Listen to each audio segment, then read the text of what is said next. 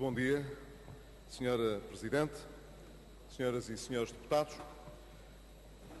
É público que durante o mês de abril os Estados-membros deverão fazer chegar à Comissão Europeia, no contexto do semestre europeu, as suas propostas de programa de estabilidade, no caso dos países da zona euro, dos seus programas de convergência, no que respeita aos países de fora da zona euro, bem como os programas nacionais de reforma, que deverão estar alinhados, quer com as recomendações específicas que a Comissão e o Conselho fazem para cada um dos Estados-membros, quer com os objetivos da Europa 2020.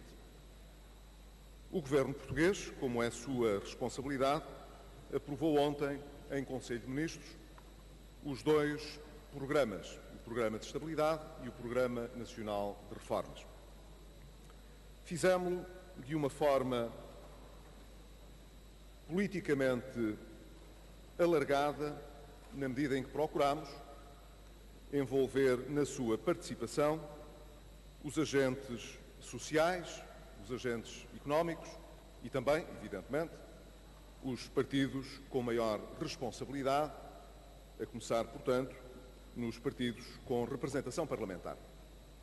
Foi solicitado a todos que pudessem contribuir com as suas estratégias e as suas ideias quanto ao desenvolvimento destes objetivos europeus e nacionais para os próximos 4 anos e no que respeita ao Programa de Estabilidade em concreto, que é, de certo modo, o instrumento financeiro que estará a suportar essas estratégias, solicitámos também aos partidos com assento parlamentar que apresentassem as suas visões. Iremos, como tive ocasião de destacar no último debate parlamentar, trazer ao Parlamento esta discussão já na próxima semana. E será na sequência dessa discussão que o Parlamento fará na próxima quarta-feira, que no dia seguinte o Conselho de Ministros fechará os documentos, significando isso, portanto, que haverá sempre alguma margem, evidentemente, para que adaptações ainda possam ser introduzidas no Plano Nacional de Reformas e no Programa de Estabilidade, caso o Governo entenda que, na sequência do debate parlamentar, isso se justifica, naturalmente. A estratégia cabe, neste caso, como os senhores deputados sabem, ao Governo, mas o Governo faz questão de desenvolver este processo com um nível de participação alargado. Faz sentido, de resto, em qualquer circunstância, que um processo destes seja o mais alargado possível e o mais transparente possível, na medida em que a estratégia, sendo submetida pelo Governo, não deixa de ser uma estratégia nacional. E os governos nunca são donos dos países. Compete-lhes, evidentemente, a iniciativa, mas a estratégia é nacional. Sucede, no entanto, que estamos no termo do nosso mandato e, nessa medida, faz sentido, ainda redobrado, o cuidado em ouvir a oposição nesta matéria. Sabemos que um ciclo de legislativo irá terminar, um novo ciclo legislativo se irá iniciar. Redobrados cuidados há, portanto, que colocar na auscultação e na responsabilização de todos os agentes políticos. O nosso pressuposto, Senhora Presidente e Senhoras e Senhores Deputados, quando elaborámos estes dois programas, foi, em primeiro lugar, não abandonar o rigor e a disciplina orçamentais que devem sustentar o crescimento da economia. De facto, para promover o crescimento, nós precisamos de ter credibilidade orçamental, credibilidade económica, sem isso não há crescimento, e abandonar rigor e disciplina orçamental impede-nos de sustentar um desendividamento e a manutenção da credibilidade necessárias para prosseguir um caminho de crescimento económico. Em segundo lugar, o pressuposto de que, tendo nós sido até hoje defensores deste rigor, desta disciplina, estamos também em melhores condições de poder, já hoje, perspectivar um crescimento que ainda há 1 ou 2 anos atrás nos pareceria, de um modo geral, pouco provável. A perspectiva que temos, portanto, é de conciliar a responsabilidade com o crescimento. E essa é a marca fundamental do cenário macroeconómico que é contido no Programa de Estabilidade. Registramos um reforço da procura interna, com uma recuperação mais intensa do investimento e alguma recuperação com tendência de estabilização para o consumo interno. Não obstante, a nossa previsão é que as exportações líquidas continuarão a ter um impacto positivo, embora muito modesto, mas positivo, no resultado orçamental e, portanto, também a ajudar a manter um resultado de excedente externo que nos parece indispensável. O nosso objetivo, que está ao nosso alcance, é pela primeira vez, desde que integramos a moeda única, poder não ter um déficit excessivo e, mais do que isso, antecipar, é a nossa previsão, para 2016, o objetivo de médio prazo que corresponde a não ter um déficit estrutural superior a 0,5% do produto. É o que prevemos que aconteça em 2016. No fim do ciclo, esperamos mesmo um ligeiro excedente orçamental. A redução do desemprego acompanhará este processo de crescimento, sendo que, e esse é talvez o resultado mais desapontador, não conseguiremos, com as políticas atuais, ter um nível de desemprego inferior a 10% no fim desse ciclo. Isto é, passar para um único dígito.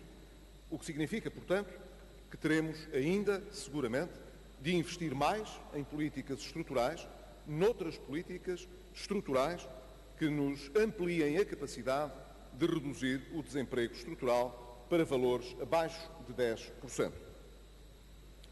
O contexto das medidas que nos permitirão alcançar estes resultados é conhecido.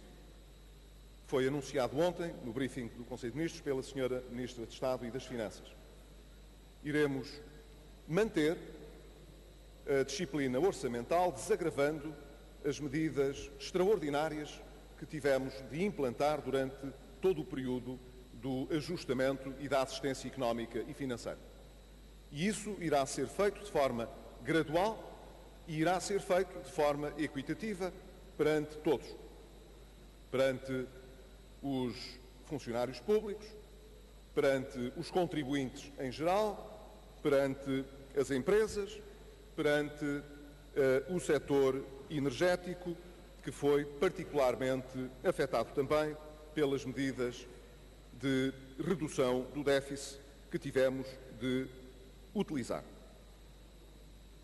Procuraremos, portanto, reduzir gradualmente, durante todo o período de 4 anos, as medidas extraordinárias que foram implantadas, de modo a que, chegados ao fim do ciclo, não haja qualquer evidência de medidas restritivas que justifiquem um menor crescimento do que aquele que podemos ambicionar.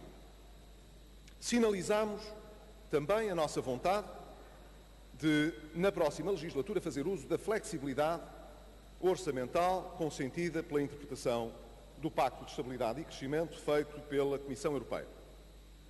Na medida em que essa flexibilidade deverá ser usada fora desta legislatura, entendemos que devíamos apenas sinalizar a intenção e, evidentemente, para que não se entendesse que havia alguma ambiguidade nesta sinalização do Governo, elencar as áreas em que tencionamos, caso tenhamos essa responsabilidade, evidentemente, negociar tal flexibilidade. Essa flexibilidade deverá ser procurada de modo a poder sustentar uma reforma na área da segurança social que permita o plafonamento da segurança social para os novos contribuintes, fazer também uma redução progressiva dos custos fiscais e contributivos do trabalho junto das empresas e utilizar a cláusula de flexibilidade aliada ao investimento para potenciar ainda mais a execução do PETI 3+, e do Plano Juncker, da combinação destes dois programas. Julgamos, portanto, que é possível usar a responsabilidade que acumulamos até aqui para poder beneficiar da flexibilidade na realização destas reformas. Dissemos claramente, não o escondemos, que os próximos 4 anos pressupõem também que, em resultado da reforma da Segurança Social, sejam identificadas poupanças adicionais estimadas em cerca de 600 milhões de euros. Disse-o o ano passado, no verão, o Governo, depois do último chumbo do Tribunal Constitucional, o segundo relativamente à matéria das pensões, não reintroduziria nenhuma medida dessa natureza até às eleições e, de resto, convidei até o Partido Socialista, antes das eleições, a entender-se com o Governo ou com os partidos da maioria quanto ao desenho de uma medida que vá ao encontro da necessidade de aperfeiçoar os mecanismos de sustentabilidade da segurança social. Sabemos, concluir, Sr. Primeiro-Ministro. Estou a concluir, Sra. Presidente, que o Partido Socialista decidiu que não o faria, pelo menos até às eleições, concluo eu. Mas, como o problema existe, e tal como eu tinha referido, ele está previsto e há o nosso compromisso de o resolver. A medida e a reforma que terá de ser feita está em aberto na medida em que nós mantemos total disponibilidade para encontrar, com o maior partido da oposição, a melhor solução para esta questão. Por essa razão, no programa de estabilidade, Sra. Presidente, nós consideramos, para efeitos de previsão, exatamente a medida que foi chumbada, para que não haja nenhuma discussão à volta dessa matéria. Esta é a medida que não será feita. Qualquer outra modelização pressuporia a intenção de o Governo fechar uma negociação antes sequer de a ter aberto.